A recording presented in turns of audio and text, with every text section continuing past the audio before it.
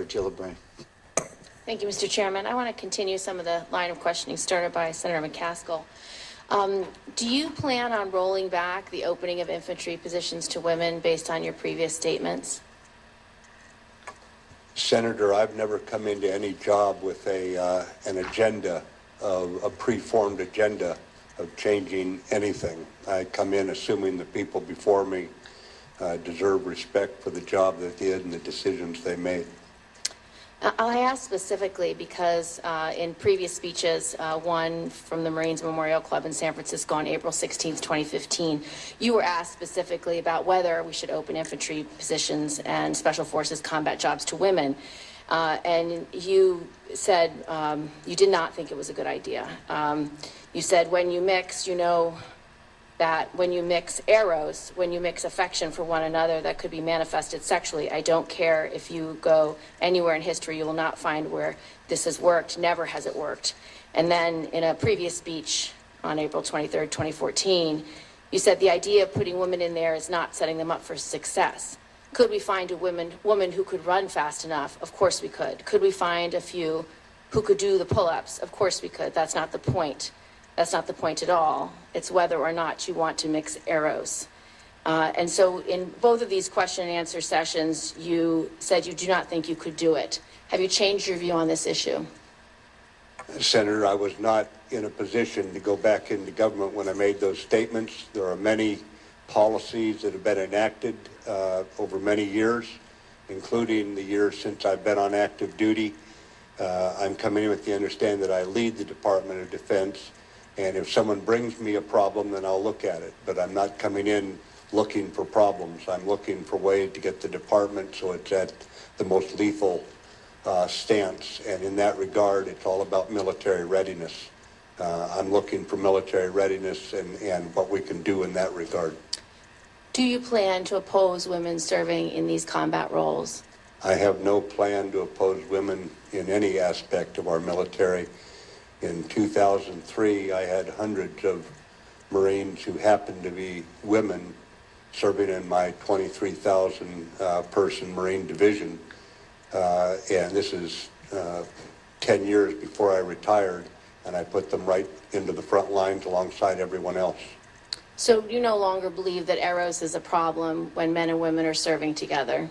I believe that if we are going to execute policies like this, we had better train our leaders so they can handle all things that come from a policy that's decided in this town. That's our responsibility, to train our young leaders who are going to be dealing with factors that perhaps their fathers did not have to deal with. In your book, Warriors and Citizens, and the interviews that you did afterwards, you were talking about the disconnect between civilians and the civilian elite's view of the military and the military's view of itself. And you cite various policy debates that you think there's a disconnect, and two that you cite.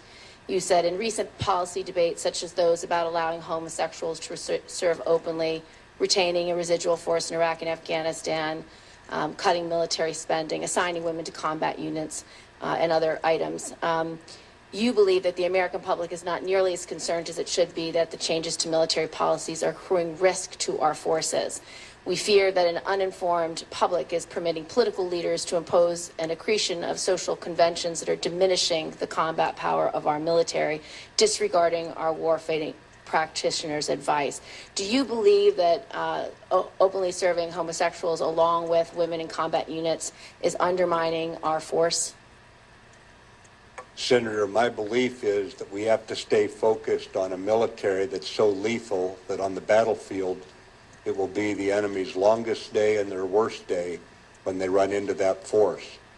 I believe that military service is a touchstone for patriots of whatever stripe. I mean, it's simply the way that they demonstrate their commitment. And I believe that right now the policies that are in effect, unless a service chief brings something to me where there's a problem that's been proven, then I'm not going in with an idea that I'm going to review these and right away start rolling something back. Do you believe that allowing LGBT Americans to serve in the military or women in combat is undermining our lethality? Frankly, Senator, I've never cared much about two consenting adults and who they go to bed with. So the answer is no?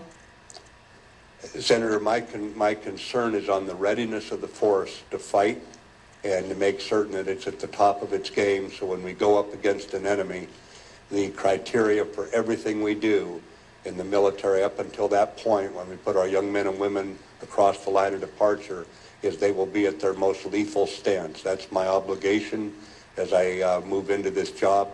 So that's how I will look at the Thank you. And for the record, I'd like in writing whether you believe a gender.